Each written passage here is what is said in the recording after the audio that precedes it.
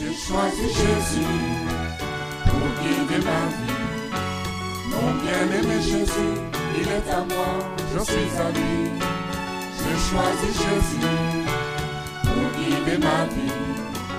Mon bien-aimé Jésus, il est à moi, je suis à lui. J'ai choisi Jésus. Bonsoir à toutes et à tous. Bienvenue sur le plateau de notre émission intitulée « Le problème congolais ». Nous sommes des chrétiens au service des nations et nous avons cru de notre devoir de faire cette série d'émissions pour contribuer à la restauration, à la transformation de cette belle région qui est traversée par le fleuve Congo, la région de l'Afrique centrale, et nous croyons que tout ce que nous avons dit et nous allons dire contribuera pas seulement au changement de cette région, mais au changement de beaucoup de pays en Afrique, parce que le problème congolais est en réalité le problème de beaucoup de nations. Mais nous avons voulu cibler un territoire afin de délimiter le sujet. Aujourd'hui, nous allons aborder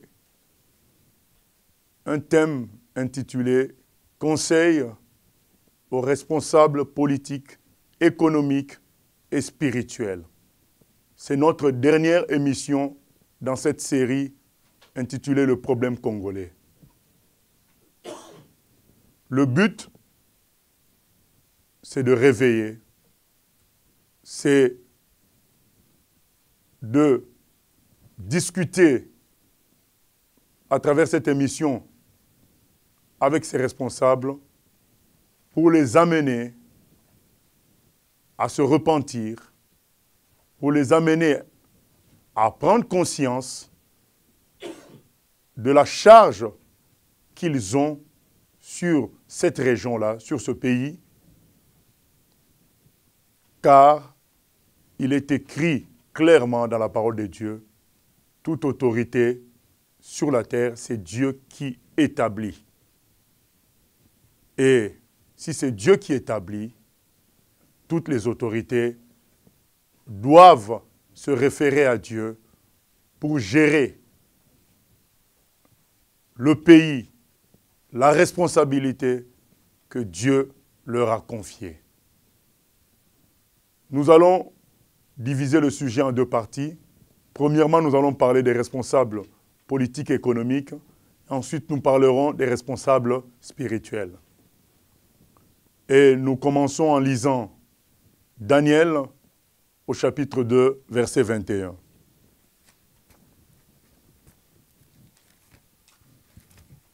Il est écrit ceci, Daniel 2, 20 à 21. Daniel prit la parole et dit, « Béni soit le nom de Dieu, d'éternité en éternité. À lui appartiennent la sagesse et la force.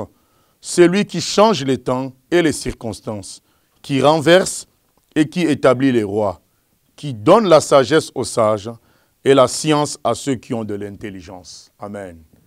Ce verset est clair. C'est Dieu qui est le maître des temps et des circonstances. C'est lui qui établit les rois. C'est lui qui établit toute responsabilité, toute charge. C'est Dieu qui établit. Et Romains 13 nous dit même que toute autorité est instituée par Dieu. Donc lorsque tu as une responsabilité, père de famille, chef d'entreprise, président, ministre, lorsque tu as une responsabilité, la Bible est claire, c'est Dieu qui a permis que tu aies cette responsabilité. C'est lui qui établit. C'est vrai que beaucoup ont fait des démarches, ont fait des actions, ont corrompu parfois pour avoir des postes de responsabilité. Nous ne voulons accuser personne. Ce que nous voulons, c'est prêcher le salut en Jésus qui sauve. Donc lorsque tu as mal, toi responsable spirituel qui écoute, responsable politique, économique qui écoute, c'est Dieu qui veut te parler et qui veut te ramener à la vérité. Ce que nous voulons dire, c'est quoi? Tu as peut-être fait des marchandages. Tu as peut-être adhéré à la franc-maçonnerie. Tu as peut-être consulté des féticheurs payés des marabouts pour avoir tel ou tel autre poste. Comprends aujourd'hui que ce n'est pas ce marabout-là, ce n'est pas la franc-maçonnerie, ce n'est pas les féticheurs qui t'ont installé dans ce poste-là, c'est Dieu. Une raison simple est la suivante, c'est que tu n'es pas le seul à avoir visé le poste dans lequel tu te trouves. Il y a beaucoup qui ont voulu être à ta place. Chef du personnel, Premier ministre, directeur de cabinet, président, beaucoup ont cherché à l'être. Mais c'est toi qui y es. Si c'était Satan qui donnait ces choses-là, mais qu'est-ce que ça serait? Puisque beaucoup ont consulté Satan pour ça, ont payé pour ça. C'est Dieu qui a toujours le dernier mot. C'est Dieu qui t'a mis là. C'est Dieu qui a permis que tu sois là. Peut-être que ce n'était pas son désir. Mais en tout cas, c'est lui qui a décidé que tu sois là. Nous allons lire le conseil que Daniel donne à Nebuchadnezzar. Parce que Nebuchadnezzar était roi de l'empire mondial de l'époque. Babylone. Il a fait un rêve où Dieu le mettait en garde par rapport à son orgueil. Il lui a dit, si tu continues comme ça, je t'enverrai vivre comme les animaux dans la forêt. Et Nebuchadnezzar a dit le rêve, relaté le rêve à Daniel, et il a demandé des explications. Daniel lui a donné les explications. Il lui a dit, Dieu veut que tu t'humilies devant lui, que tu reconnaisses que c'est lui qui a fait les cieux et la terre, c'est lui qui établit les rois, d'où le verset qu'on a lu, de Daniel 2, 21. C'est lui qui établit les rois et qui les renverse. C'est lui qui qui donne des responsabilités aux humains et à quiconque. Humilie-toi devant lui. Si tu ne t'humilies pas, voilà quel sera ton sort. Et quand Nebuchadnezzar a écouté ce que Daniel a dit, Nebuchadnezzar, malheureusement, n'a pas obéi et il a mal fini. Mais Dieu, dans sa bonté, quand il s'est repenti, Dieu lui a redonné le pouvoir. Dieu a prouvé que c'est lui qui enlevait et c'est lui qui donnait. Voilà la fin de l'intervention de Daniel, la fin de son discours face à Nebuchadnezzar. Daniel 2, 27. Daniel 4 plutôt, 27. C'est pourquoi, ô roi, puisse mon conseil te plaire, mets un terme à tes péchés en pratiquant la justice et à tes iniquités en usant de compassion envers les malheureux, et ton bonheur pourra se prolonger. Voilà ce que Daniel dit à Nebuchadnezzar. Si tu veux que ce que je te prophétise n'arrive pas, mets un terme à tes péchés en pratiquant la justice. Mets un terme à tes iniquités en t'occupant des gens que Dieu t'a confiés à charge. La grandeur d'un responsable vient du respect que lui témoignent les gens qui sont à sa charge. C'est ça la grandeur des responsables. Quand les gens que tu diriges reconnaissent que tu es un bon ministre, un bon directeur, un bon général, c'est là ta grandeur. La grandeur d'un homme, ce n'est pas quand il fait peur aux gens ou quand il a beaucoup d'argent. Parce que l'argent n'achète pas le cœur. L'argent va acheter l'extérieur. La peur va acheter l'extérieur. Mais le cœur, c'est le bon comportement qui peut toucher le cœur. De sorte que tu sois présent ou pas, les gens t'aiment et te respectent. Daniel a dit à Nebuchadnezzar, fais du bien aux gens et tu seras tranquille et ton bonheur se prolongera. Tu seras heureux. Tu ne seras pas en train de réfléchir comment te protéger, comment protéger ton argent, puisque tu seras dans un bonheur donné par Dieu. C'est vrai que tu as fait des contrats de magie. C'est vrai que tu as fait alliance avec des démons ou tu es entré dans certaines sectes sataniques pour avoir le pouvoir ou bien pour pouvoir avoir beaucoup d'argent, prospérer dans les entreprises, prospérer dans les affaires.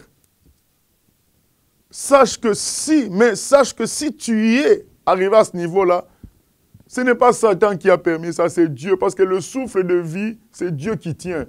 Dieu pouvait enlever ton souffle depuis longtemps. Beaucoup de gens sont morts à 15 ans, 20 ans, 30 ans, 40 ans, 35 ans. Et toi, tu n'es pas mort. Dieu veut que tu prennes conscience que c'est lui qui t'a donné la charge que tu as, que tu t'humilies. Beaucoup d'alliances que des responsables ont fait, c'est des alliances qui ont vendu le pays. Mais le sang de Jésus peut effacer ces alliances-là. Beaucoup d'entre vous, vous avez peur de venir à Dieu parce que vous avez peur de Satan. Satan vous a dit que Dieu ne vous aimait pas. C'est faux. Dieu vous aime. C'est pourquoi Jésus-Christ est mort pour voir la croix. Et Satan vous dit que, petit, tu as déjà fait l'alliance de sang, c'est fini. Quand on fait l'alliance de sang, c'est fini. C'est faux. Le sang de Jésus est beaucoup plus puissant que ton sang. Le sang de Jésus peut effacer n'importe quelle alliance. William Schnobelen, un grand sorcier américain qui buvait même le sang humain, lui, il a grippé les prostituées pendant la nuit, il buvait leur sang. Satan lui avait imposé les mains personnellement. Il avait même une plaque métallique sur son front. Il était vraiment un enfant du diable. Mais Dieu lui a pardonné. Aujourd'hui, il sert le Seigneur. Dieu peut te pardonner. Le poste que tu as, c'est Dieu qui a permis. Alors reviens à la source. Ne suis pas Satan qui est un menteur. Il ne peut rien pour toi. Dieu seul peut. Voilà ce que je voulais dire à tous ceux qui ont des responsabilités économiques et politiques. Le peuple soupire après votre changement. Et Dieu aussi soupire après votre changement parce qu'il vous aime beaucoup. Pourquoi pas que nous tous nous soyons dans le bonheur? Revenons à Dieu. Qu'est-ce que je veux dire aux responsables, entre guillemets, spirituels? Nous lisons Ézéchiel 34. La parole de l'Éternel me fut adressée en ces mots. Fils de l'homme, prophétise contre les bergers d'Israël. Prophétise et dis-leur aux bergers. Ainsi parle le Seigneur l'Éternel. Malheur aux bergers d'Israël qui se paissaient eux-mêmes. Les bergers ne devaient-ils pas paître le troupeau? Vous avez mangé la graisse. Vous vous êtes vêtus avec la laine. Vous avez tué ceux qui étaient gras. Vous n'avez point fait paître les brebis. Vous n'avez pas fortifié celles qui étaient faibles. Guéri celles qui étaient malades. Pensé celles qui étaient blessées. Vous n'avez pas ramené celles qui s'égaraient. Cherchez celles qui étaient perdues, mais vous les avez dominées avec violence et avec dureté. Elles se sont dispersées parce qu'elles n'avaient point de berger. Elles sont devenues la proie de toutes les bêtes des champs. Elles se sont dispersées. Mon troupeau est errant sur toutes les montagnes et sur toutes les collines élevées. Mon troupeau est dispersé sur toute la face du pays. Nul n'en prend souci, nul ne le cherche. C'est pourquoi bergers, écoutez la parole de l'Éternel. Je suis vivant, dit le Seigneur, l'Éternel, parce que mes brebis sont au pillage et qu'elles sont devenues la proie de toutes les bêtes des champs, faute de bergers, parce que mes bergers ne prenaient aucun souci de mes brebis, qu'ils se paissaient eux-mêmes et ne faisaient point paître mes brebis. À cause de cela, bergers, écoutez la parole de l'Éternel. Ainsi parle le Seigneur, l'Éternel. Voici, j'en veux aux bergers. Je reprendrai mes brebis d'entre leurs mains. Je ne les laisserai plus paître mes brebis. Et ils ne se paîtront plus eux-mêmes. Je délivrerai mes brebis de leur bouche, et elles ne seront plus pour eux une proie. Car ainsi parle le Seigneur l'Éternel, voici, j'aurai soin moi-même de mes brebis, et j'en ferai la revue. Comme un berger inspecte son troupeau quand il est au milieu de ses brebis éparses, ainsi je ferai la revue de mes brebis, et je les recueillerai de tous les lieux où elles ont été dispersées au jour des nuages et de l'obscurité. Voilà la parole de l'Éternel pour vous, bergers. C'est Dieu qui a permis que vous soyez là où vous êtes. Parce que Dieu pouvait vous tuer avant tout cela. Premièrement, si tu es faux pasteur, tu connais ton cœur. Tu sais pourquoi tu es à la tête d'une église. Si tu es faux, humilie-toi. Beaucoup font ces choses-là parce que Dieu ne les frappe pas. Visiblement, il n'ouvre pas la terre comme du temps de Moïse pour les engloutir. Ils pensent que Dieu n'existe pas. Dieu existe, mon cher. Dieu existe. Et il voit ce que tu fais. Répands-toi. Le bonheur ne se trouve pas dans les mensonges. Il est écrit, cherchez d'abord le royaume des cieux et vous aurez tout. Si tu n'es pas appelé de Dieu, si tu es un faux pasteur qui utilise la magie, les fétiches, récemment on vous attrape nombreux, vous utilisez des bébés morts. Repentez-vous. Dieu peut pardonner. Il pardonne par le sang de Jésus, à cause du sang de Jésus. Ne continuez pas à faire ce que vous faites. La conséquence, c'est le feu éternel. Vous vous imaginez des milliards d'années à brûler. Qui peut vous sauver? Comme Élie a dit à ses fils, Élie le sacrificateur, quand tu as un problème avec un homme, il y a des gens qui peuvent intercéder. Dieu peut être même le médiateur. Mais quand tu as des problèmes avec Dieu, qui sera le médiateur? Arrêtez de faire ce que vous faites. Dites la vérité aux gens que vous n'êtes pas pasteur de Dieu. Et en se repentant comme ça, Dieu va vous produire un avenir véritable, solide et meilleur. Pour ceux qui sont vraiment appelés, mais qui ont dévié qui, maintenant, au lieu de paître le troupeau, se paissent eux-mêmes. J'ai même appris qu'un pasteur a dit que le berger, il mange quoi? Il prend une brebis dans le troupeau, il mange. Bien aimé, vous commencez à dire des langages comme ça. Jésus a dit dans Jean 10 que le bon berger donne sa vie pour les brebis. Le berger est là pour donner sa vie, pour se sacrifier pour les brebis. Jésus-Christ est mort pour nous. Dieu, il dit dans sa parole que tout ce qu'on fait pour lui, ce n'est pas en vain. Donc si tu le sers, il s'occupera de ta nourriture, il s'occupera de ton vêtement. Et comme notre frère Paul a dit dans 1 Timothée 6, qu'on ait le vêtement et la nourriture, cela suffit. Parce qu'on est venu nus sur la terre, nous partirons nus. Nous avons notre richesse qui nous attend au ciel. Des milliards et des milliards d'années. Dans un paysage où on n'aura pas besoin de ventilateurs, de climatiseurs, de groupes électrogènes qui fait du bruit. Pourquoi gaspiller toute cette éternité-là à cause de 120 ans sur terre? Revenez à la vérité. Nous avons un modèle de pasteur. C'est Jésus. Observons comment Jésus s'est occupé du troupeau. Il n'a pas dominé sur le troupeau. Même Pierre le dit dans 1 Pierre 5, nous n'avons pas dominé sur les gens. Beaucoup ont triché les Américains qui ont amené un système de pasteurs, rois, présidents. Non, Jésus a dit, qui est le plus grand? Est-ce que c'est celui qui est roi, qui fait le président? Ou celui qui sert? Et lui dit, moi je suis au milieu de vous comme celui qui sert. Tu connais ce verset. Tu connais. Pourquoi ne pas le pratiquer? Vous avez pris comme exemple Salomon. Vous ne voyez pas la fin de Salomon? Donc vous avez sauté les Paul, les Jean, les Jacques, tout, jusqu'à aller vers Salomon, alors que nous avons des exemples dans les Jacques, les Paul, les Pierre. Jésus lui-même étant le Fils de Dieu, notre modèle par excellence. Nous ne voulons accuser personne. Nous voulons sauver tout le monde.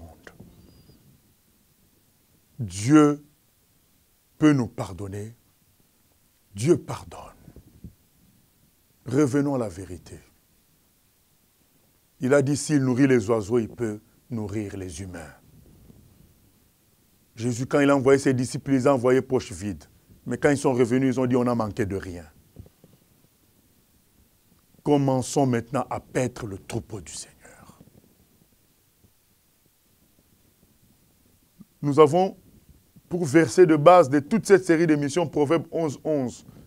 La ville prospère par la bénédiction des hommes droits. À commencer par les responsables. Les responsables doivent être droits. Comme ça, le peuple sera droit. Et la bénédiction viendra sur la ville. Dieu vous a confié les hommes politiques, les responsables économiques du pays, pour que vous les ameniez à lui, parce que Dieu les aime. Dieu n'est pas contre les riches. Il veut sauver tout le monde. Mais vous, au lieu de les sauver, au lieu de leur dire la vérité comme Élie, comme Daniel, vous avez préféré aller demander l'argent. Est-ce que vous avez vu Élie demander l'argent à un responsable? Est-ce que vous avez vu Paul le faire? Au contraire, c'est un responsable, un grand responsable politique qui voulait que Paul puisse le corrompre. Donc il estimait que Paul devait être plus riche que lui. Dieu va demander le sang de ses responsables politiques à vous, les pasteurs. Parce qu'aujourd'hui, le peuple ne voit plus la différence entre vous et les responsables économiques et politiques. Et le peuple perdu, délaissé. Et il va encore vers des bêtes féroces, c'est-à-dire des gens encore plus dangereux. Et ces gens-là les dévorent. Revenons à la vérité afin de donner à cette population, à nos pays de l'espoir. Il est écrit dans 1 Timothée 3,15, l'Église est la colonne de la vérité. Si la vérité doit être rétablie quelque part, ça doit commencer par l'Église. Alors, responsables spirituels, si vous n'en êtes pas, repentez-vous. Revenez au Seigneur. Si vous en êtes et que vous avez dévié, revenez au Seigneur, repentez-vous. Prions le Seigneur et le Seigneur sauvera cette région. Que Dieu nous bénisse. Nous laissons la place aux questions à travers les invités que nous avons. Bonsoir. Ma question concerne les responsables économiques et politiques. Vous nous avez cité précédemment les versets qui montrent que Dieu, c'est Dieu qui établit toute autorité, les rois qui les établit, qui les renverse. Alors si Dieu établit les autorités et les renverse, pourquoi il permet qu'un élu puisse passer alors que Dieu sait très bien que ses actes sont mauvais, alors que Dieu sait très bien qu'il ne fera rien pour sa communauté, pour la région, pour le pays. Et même s'il renverse cet élu-là, celui qui vient après, il fait des choses, voire pire encore que le précédent. Alors ma question est, pourquoi Dieu permet cela? Voilà.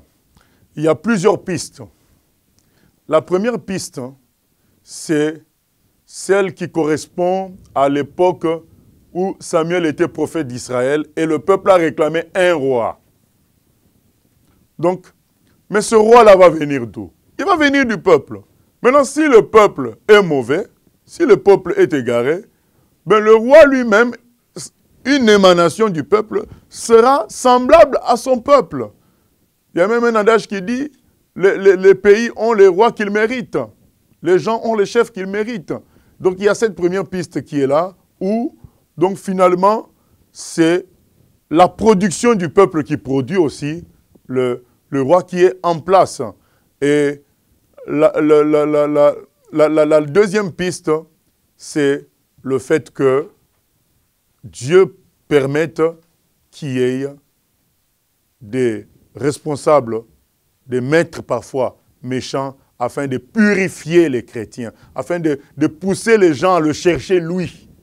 Puisque les gens ne cherchent pas Dieu, et quand il y a des difficultés, c'est là qu'ils se rappellent que Dieu est là pour les sauver, et Dieu peut permettre cela pour que les gens se réveillent et le cherchent pour leur salut. Et il y a encore d'autres pistes par rapport au fait que Dieu permette qu'il y ait de telles personnes.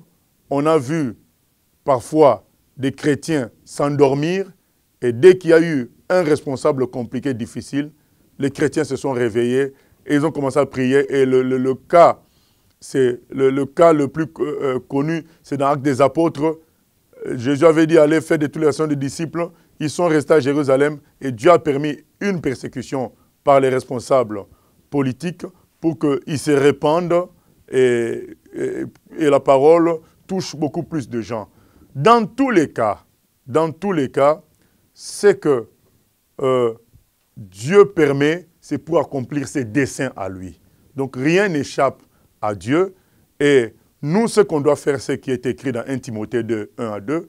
Avant toute chose, faire monter des prières pour ceux qui occupent des responsabilités, afin qu'ils prennent des décisions conformément à la parole de Dieu. Voilà ce que je peux dire. Merci, pasteur. Tout au long de votre exposé, du message que vous venez de donner ce soir, vous avez parlé du livre de Daniel et vous avez aussi cité l'épître de Paul aux Romains pour dire que toute autorité émanait de Dieu. Et ma question à moi porte sur les dirigeants spirituels. Bon, puisque toute autorité émane de Dieu, que dire, que penser des serviteurs qui s'autoproclament à des ministères qui sont au-dessus des ministères qu'ils assument? Je prenais l'exemple de quelqu'un qui est pasteur. Il se dit, bon, j'ai suffisamment mis du temps en tant que pasteur, maintenant je deviens apôtre, maintenant je deviens docteur. Est-ce que ces personnes-là sont réellement établies par Dieu en tant qu'apôtres ou c'est par leur propre ambition qu'ils s'autoproclament à des ministères qu'ils considèrent, eux, au-dessus de leur ministère? Il est écrit dans Matthieu 7, vous reconnaîtrez l'arbre à ses fruits. Dans le service du Seigneur, ce n'est pas le titre qui compte, mais c'est le travail qui compte. Le travail que tu fais montrera qui tu es. Et donc, on n'a pas besoin de prendre plusieurs titres. Nous connaissons des gens comme Watchman Nee, qui était un grand docteur de la parole, mais on ne l'a pas appelé docteur de la parole, on l'appelait frère Nee, frère Watchman. Pierre lui-même, dans 1 Pierre, il dit « moi ancien », il ne se présente pas comme apôtre, mais comme ancien. Donc ce n'est pas le titre qui fait l'homme, c'est le travail qui fait, qui montre quel appel tu as, quelle fonction tu as dans le corps du Christ. Donc c'est pourquoi les gens qui passent leur temps à s'autoproclamer, quelque part, soit c'est des faux, soit c'est des gens qui ont été pris dans le piège des titres. Et il faut savoir une chose, ce n'est pas parce que quelqu'un se déclare quelque chose qu'il est établi par Dieu. Nous reconnaissons, il est même permis, ne serait-ce que permis, et nous reconnaissons que quelqu'un, Dieu permet, parce qu'on voit une certaine organisation et cette personne-là est à la tête et il y a un certain fonctionnement. Bon, il y en a qui se donnent des titres, qui vont d'église en église avec beaucoup de titres, mais qui ne font rien du tout. Donc je ne pense pas que ceux-là, Dieu a même permis qu'ils soient appelés comme tels. Voilà. Donc après, tout le monde peut se donner le nom qu'il veut. Mais le plus important, c'est de comprendre que ce qui est scripturaire, ce qui vient des Écritures, c'est le travail. Le fruit que tu portes, c'est ça qui montre qui tu es. Voilà, merci. Donc j'ai plusieurs questions. Ma première est liée donc à l'enseignement que vous avez apporté ce soir, dans lequel on observe un constat donc, du comportement des responsables spirituels comme du comportement des responsables économiques. Pourtant, cette situation, on a l'impression qu'elle dure déjà depuis des années. Alors, dans la mesure où le Seigneur est proche de revenir, est-ce que réellement cette situation peut changer? Oui, ça peut changer parce que le Seigneur dit, jusque-là, vous n'avez pas demandé. Demandez, vous sera accordé. Le Seigneur dit, une ville prospère par la bénédiction des hommes droits. Donc, ça peut changer et Dieu est très rapide. Il a multiplié le pain pour nourrir des gens. Donc, il a la rapidité de faire changer la situation. Mais nous, notre objectif, ce n'est pas que la situation matérielle forcément change. Notre objectif premier, c'est de revenir à Dieu, de comprendre qu'on a un problème avec Dieu. Et les conséquences de ce retour-là, c'est que la situation matérielle aussi changera. Mais le plus important, c'est de revenir à Dieu. Et cela est possible. Donc, et si cela a duré très longtemps, c'est là même qu'on doit prendre conscience qu'il y a un problème. Parce que on ne peut pas concevoir qu'une épreuve pour réveiller un peuple dure autant. On croit que c'est parce que nous n'écoutons pas Dieu, parce que nous n'obéissons pas et nous continuons à subir les conséquences du péché. Voilà, donc une autre question. Par rapport au comportement que certains responsables spirituels affichent, notamment le comportement qui est comparable à un dictateur, est-ce qu'une brebis peut-elle être définitivement perdue à cause d'un faux berger? Est-ce qu'une brebis peut être définitivement perdue à cause d'un faux berger? Jésus a dit, il ne faut pas être occasion de chute. C'est-à-dire qu'il y a des individus qui peuvent être une occasion de chute pour les autres. Et il a dit qu'il y a des aveugles qui conduisent d'autres aveugles. Maintenant, ceux qui font ce travail-là, ils sont responsables de la perdition des autres vis-à-vis de Dieu. Mais ceux qui se perdent, ils sont responsables d'eux-mêmes. Ils ne vont pas dire à Dieu le jour du jugement, ce n'est pas de ma faute, c'est parce qu'un mauvais pasteur m'a dévié. Parce que dans le rayon d'action des humains, dans le pays, il n'y a pas que des faux pasteurs. Il y a des vrais. Mais seulement, les vrais ne promettent pas des choses pour satisfaire la chair. Les vrais instruisent pour le ciel et la chair n'aime pas ça. Donc, chacun sera responsable de se faire tromper par les mauvais. Donc, ceux qui trompent les gens, ben, sont responsables vis-à-vis de Dieu. Dieu va demander le sang de ces gens-là. Mais ceux qui sont trompés, ben, ils ont le choix. Ils ont la Bible, ils ont des vrais serviteurs aussi. Même s'il n'y en a que 5%, même s'il n'y en a que 10%, ils ont ces gens-là. Je fais un voyage à Kinshasa, j'ai regardé les chaînes de télévision des églises. Même sur 10 chaînes, il y a au moins 2 chaînes qui sont de Dieu. Et c'est aux humains qui suivent toutes ces chaînes-là, 12 ou 14, de reconnaître que ceux-là disent des paroles qui viennent de Dieu et de suivre ce qu'ils disent. Donc c'est ce que je peux répondre par rapport à ça. Voilà, ma dernière question, que pensez-vous des femmes pasteurs, des femmes qui dirigent des églises? Alors, lorsque nous lisons la parole, il y a 1 Timothée 2, que nous allons lire rapidement. 1 Timothée 2, à partir du verset 11, que la femme écoute l'instruction en silence avec une entière soumission, Je ne permets pas à la femme d'enseigner ni de prendre de l'autorité sur l'homme, mais elle doit demeurer dans le silence. Nous voyons que Paul exhorte les femmes à ne pas prendre, en résumé, donc parce qu'il y a beaucoup à dire là-dessus, à ne pas prendre l'autorité sur l'homme. Donc la femme, on ne dit pas qu'elle ne peut pas parler de la part de Dieu, parce qu'ailleurs on permet à la femme de prophétiser, la tête couverte, mais ce qui est là, l'élément qu'on peut retenir dans ce passage, c'est autorité, instruction, enseignement. L'enseignement s'appelle comme la doctrine. Donc la femme ne peut pas avoir une position où c'est elle qui donne l'instruction, la voie à suivre à un troupeau.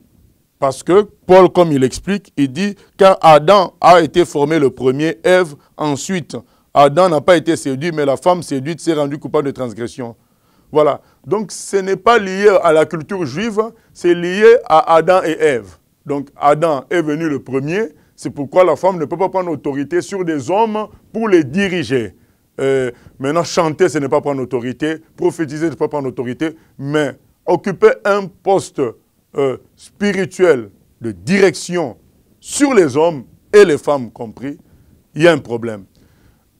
Une petite anecdote, imaginez que cette femme-là, qui est peut-être mariée, elle décide dans son église un moment de jeûne et prière.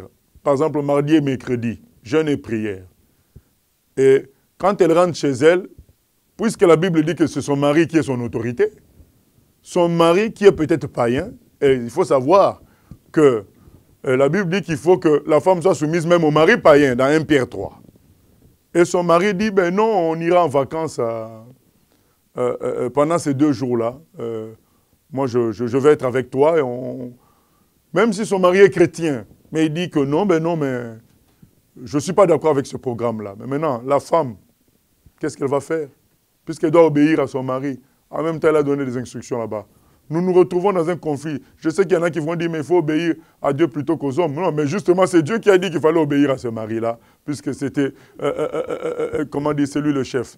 Donc, c'est des situations qui ne fonctionnent pas. Et avec la petite expérience que nous avons, nous ne voulons pas donner des conseils par l'expérience, mais nous avons parlé selon la parole et nous rajoutons selon l'expérience. Nous pensons qu'une femme dirige, ça sera très compliqué. Il y a des dossiers concernant les hommes, qu'une femme gère les hommes, c'est un peu plus complexe et inadéquat que lorsqu'un homme gère le reste. Voilà.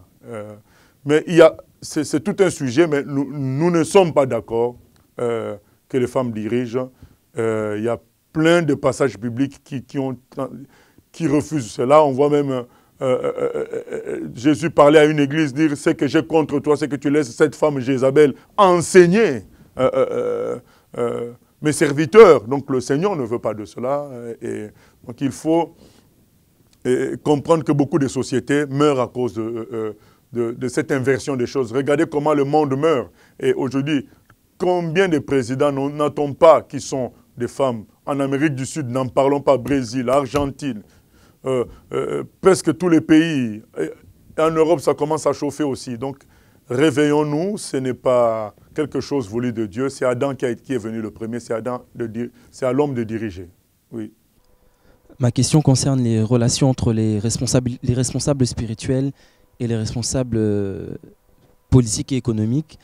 Est-ce que un serviteur de Dieu qui a une responsabilité spirituelle peut être très proche d'un élu, d'un responsable politique et économique, voire se fréquenter régulièrement? Est-ce que pour vous, c'est normal? Est-ce qu'un serviteur de Dieu, responsable spirituel, peut être très proche d'un élu politique ou d'un responsable économique et le fréquenter régulièrement? Maintenant, il faut définir c'est quoi être très proche. Il peut être le frère physique de cet élu-là, donc ou bien même le fils. Donc on voit mal qu'il refuse d'être en contact avec son père ou son frère ou sa sœur.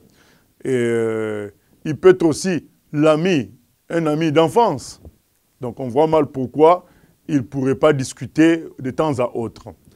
Mais je profite de cette question pour dire ce que je désapprouve. Ce que je désapprouve, c'est quoi? C'est ce qu'on entend aujourd'hui, qu'il y ait des pasteurs qui soient conseillers spirituels des présidents, des ministres, alors que le comportement de ces ministres-là, de ces présidents-là, ne change pas. Ils sont toujours dans le péché avec plusieurs femmes, avec une vie de débauche, et ces pasteurs-là se font payer pour être des conseillers. Le Seigneur ne nous a pas demandé de nous faire payer pour être des conseillers. Et avoir un titre de conseiller, pourquoi? Si tu as des conseils à donner, va donner des conseils en tant que chrétien, en tant que serviteur de Dieu. Tu n'as pas besoin de devenir un salarié de ce responsable-là pour pouvoir lui donner des conseils. Et quand quelqu'un te paye pour donner des conseils, qui est le chef? C'est toi ou c'est lui? C'est lui, puisqu'il t'a payé. Il ne peut pas t'écouter. Quand Élie a donné le conseil, quand Élie a guéri Naaman, Naaman a écouté. Vous savez pourquoi? Parce qu'Élie a refusé de prendre l'argent. Mais toi, tu vas, après l'entretien, on te file quelque chose. Et tu mets dans ta poche. Quand tu pars, celui qui t'a filé quelque chose, inconsciemment, je ne dis pas que c'est conscient forcément, mais inconsciemment, c'est lui le chef parce qu'il t'a payé. Donc ton conseil tombe à l'eau. Est-ce que tu as vu Jésus-Christ prendre l'argent? De quelqu'un va après lui avoir parlé, Paul, Pierre, mais non. Donc, on peut toujours conseiller des hommes politiques, des responsables économiques, mais tout en prenant pas l'argent et tout en veillant à ce qu'ils appliquent. Et s'ils n'appliquent pas, le réprimander aussi, les blâmer, parce que c'est toi qui conseilles qui a l'autorité. Oui. Je vais un peu rebondir sur la question qui a été posée avant. Je veux savoir dans quel but Dieu peut laisser en fait les faux serviteurs, les faux pasteurs travailler quoi en fait. Dans quel but? Premièrement, Dieu ne force personne. Il y a un faux pasteur qui raconte comme j'avais appris qu'un homme avait été refoulé des États-Unis, il n'avait pas les papiers là-bas. Il arrive au Congo, il prétend qu'il était au World Trade Center quand il y a eu le 11 septembre, et il commence à faire des témoignages comment Dieu l'avait protégé, et les gens suivent. Lui qui connaît bien le français, il ne parle que l'anglais, il paraît. Hein, donc j'ai dit, voilà. Alors, quand les gens suivent comme ça par ambiance, ce n'est pas la faute de Dieu. Donc, Dieu ne peut pas commencer à agir à la place de chaque individu. Dieu a donné des repères, il a donné sa parole, il a donné le moyen de reconnaître les vrais serviteurs, c'est les fruits, c'est leur enseignement qui doit être conforme à la parole. Il a donné tous ces moyens-là. Si nous, on n'utilise pas et on se fait avoir par des faux serviteurs, qu'est-ce que Dieu peut faire? Il dit même dans Matthieu 24, 24, il y en a qui vont faire des miracles, des prodiges, au point de séduire, s'il le fallait, des élus. Donc, le Seigneur dit, je vous ai annoncé tout cela d'avance. Le Seigneur nous a annoncé qu'il y aura des faux. Ils vont faire même des miracles. Ils vont faire des choses. Il nous a prévenus qu'on les reconnaîtra à leurs fruits. Il nous a prévenus qu'on doit vérifier leurs enseignements. Nous avons la Bible. La Bible est disponible aujourd'hui. Donc, on peut même prêter la Bible, emprunter la Bible de quelqu'un. Donc, si après on se fait avoir, ce n'est pas la faute de Dieu. Dieu permet, et certains, quand ils se font très bien avoir, c'est là qu'ils se réveillent et ils viennent au Seigneur, quoi. Oui. Oui, moi j'allais poser une question, enfin deux questions, pour dire est-ce que dans les titres par rapport à l'Église, est-ce que c'est des titres évolutifs comme on voit dans le monde, quelqu'un peut être chef de personnel et après il passe directeur, je ne sais pas, administratif, après il se retrouve ministre, parce qu'on voit souvent quelqu'un, il commence frère, après il est évangéliste, après il dit bon je suis trop resté évangéliste, il devient pasteur, il est trop resté pasteur, il devient apôtre. Est-ce que vraiment dans le ministère de Dieu les titres sont définitifs ou bien c'est évolutif? Alors, moi je parlerai du travail que Dieu fait dans une personne. Dieu peut faire un travail apostolique dans une personne, un travail d'évangéliste dans une personne, un travail de pasteur dans une personne, mais on reconnaîtra tout cela par les fruits. Quand les fruits sont là, on reconnaît que c'est ce tel travail qui se fait. Il n'y a pas dans la Bible une obligation de titularisation, donc de donner des titres aux gens. Non, il n'y a pas cet élan-là dans la Bible. On reconnaît le travail que quelqu'un fait, que c'est un travail d'apôtre, un travail d'évangéliste. Maintenant, il peut se faire qu'une seule personne puisse faire jouer plusieurs rôles. Mais le plus important, c'est le travail qui est fait, mais ce n'est pas un problème de titre. Vous voyez comment parfois, maintenant, aujourd'hui, ça porte confusion, tout ce cirque qu'on fait autour des titres, ça peut parfois même dévaloriser les gens qui sont vraiment apôtres, qui sont vraiment évangélistes, qui sont vraiment pasteurs à cause de tout cela. Revenons à l'humilité, à la simplicité. C'est tout ce que je peux dire. Et puis, que dire aujourd'hui des femmes, par exemple, parce que là, on voit, bon, c'est vrai, ça c'est dans l'Église, la femme ne peut pas prendre l'autorité. Mais bon, comme on dit également que toute autorité vient de Dieu, que dire de ces femmes qui sont ministres, qui sont des présidents d'assemblée et qui dirigent les hommes, qui donnent les instructions aux hommes? Parce que les hommes ont accepté, ça se passe comme ça. Le Seigneur il ne s'impose pas sur les hommes, il les jugera une fois pour toutes à la fin des temps. Et tout ce que les hommes tolèrent, ben, ils en subissent eux-mêmes les conséquences. Donc, il ne faut pas penser que le Seigneur transforme la terre en paradis. La terre est passagère et nous récoltons ce que nous sémons. Donc, ça fait partie de cela. Et maintenant, ce que Dieu veut, c'est ce qui est écrit par rapport à la spiritualité, c'est que la femme ne prenne pas l'autorité sur l'homme. Oui. Que diriez-vous à un responsable qui viendrait vous voir, un responsable économique ou politique, qui vous dirait c'est bien beau tout ça, mais dans notre pays, tout fonctionne avec la magouille ou avec la magie, la sorcellerie, et si moi je veux faire autrement, je vais perdre la face, je vais être isolée, et puis ça servira à rien parce que tout le monde fonctionne comme ça, et puis c'est moi qui est perdant en finalité, que ce soit un acteur économique, politique ou bien un responsable d'église par exemple? Je lui dirais, qu'il ne va pas perdre parce que Dieu est tout puissant, Dieu va lui former un autre avenir plus brillant que cela. Joseph n'a pas eu besoin de la magie, Daniel n'en a pas eu besoin. Le Seigneur a triomphé avec eux et nous en connaissons certains même. À notre époque, il y a le Tourneau aux États-Unis qui a fait des merveilles dans la mécanique avec l'inspiration divine. Et il y a beaucoup d'autres, des gens qui ont, entre guillemets, j'aime pas tellement ce mot-là, mais pour nous faire comprendre, ont réussi économiquement et politiquement parce qu'ils ont obéi à Dieu. Cela est possible. Et deuxièmement, au cas où on aurait l'impression, tiens, je serais comme une goutte d'eau dans la mer, ben, il faut une goutte d'eau pour commencer. Voilà. Donc il faut bien qu'il y ait des pionniers, il y ait des gens qui se sacrifient en premier pour qu'il y en ait d'autres. C'est comme ça qu'on fait une marche, un escalier, donc les marches d'un escalier. Donc il y a une première marche, une deuxième marche, et ensuite on arrive au sommet, quoi. Oui. Je voudrais poser une question par rapport aux responsables spirituels, aux pasteurs, et qui sont dans la politique, parce qu'en fait j'ai vu une émission une fois qui m'a interpellée, un pasteur qui présentait son fils et qui disait « Ah, moi mon fils, lui, il va pas être pasteur, tout ça, mais il va être un grand homme politique. » Et il le disait avec beaucoup de fierté.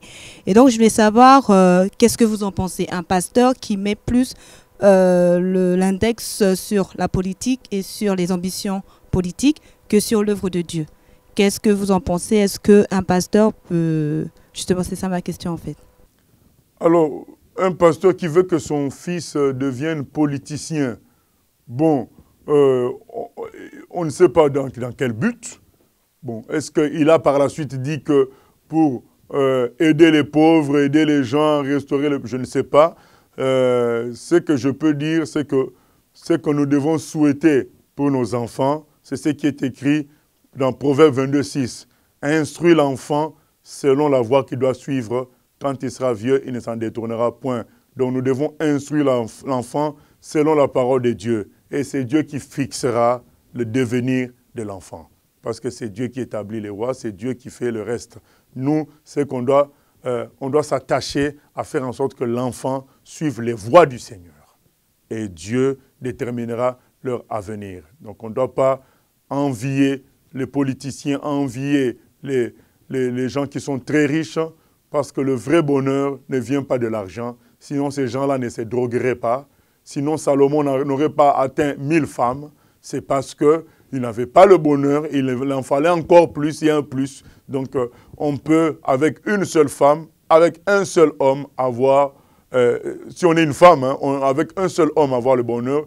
Et si on est un homme, avec une seule femme, avoir le bonheur. Et si, comme Paul a dit, pour autant qu'on a le vêtement et la nourriture, cela nous suffit. Ce qui donne le vrai bonheur, c'est le fleuve d'eau vive que produise le Seigneur Jésus, le roi des rois, le Seigneur des seigneurs, le Tout-Puissant. Et ce Jésus-là a choisi d'être ton roi, d'être ton berger, ton sauveur. C'est à toi de décider et tu verras la gloire de Dieu, comme lui-même il a promis. Que Dieu nous bénisse. Amen. J'ai choisi Jésus pour guider ma vie. Mon bien-aimé Jésus, il est à moi, je suis à lui. J'ai choisi Jésus pour guider ma vie. Mon bien-aimé Jésus, il est à moi, je suis à lui. J'ai choisi Jésus pour guider ma vie. Mon bien-aimé Jésus, il est à moi, je suis à lui. J'ai choisi Jésus pour guider ma vie. Mon bien-aimé Jésus, il est à moi, je suis à lui. En marchant